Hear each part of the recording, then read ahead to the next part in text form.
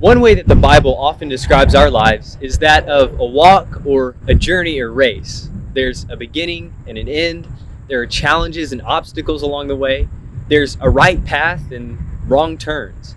And in Hebrews 12 and verse 1, the Bible says that there's a cloud of witnesses as we run this race that's set before us.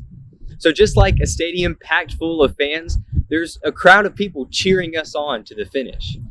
And that's important because just like any kind of sport or exercise, there's always the temptation to give in when it gets difficult. In fact, that's why Hebrews was written. These Christians were experiencing something called the parting of the ways, where both Jews and Gentiles began oppressing the church as it grew larger and larger and became more and more distinguished from the rest of the world.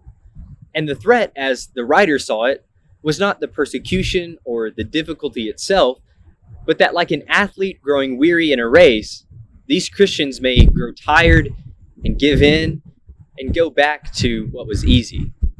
Just like today, there was a concern that they would accommodate and conform to the world around them. And so rather than cave in and follow after the crowds of this world, he reminds them of this cloud of witnesses. And among these witnesses are all the men and women from chapter 11, or what we sometimes call the Hall of Faith. People like Noah, Abraham, Moses, Rahab, Samuel, and David, along with some of the nameless heroes of the Bible, people who by faith conquered kingdoms and shut the mouths of lions and quenched the power of fire, people who from weakness were made strong, people who experienced mockings and scourgings, chains and imprisonment, people of whom it says the world was not worthy. And so the people surrounding us in this race are more than spectators or fans.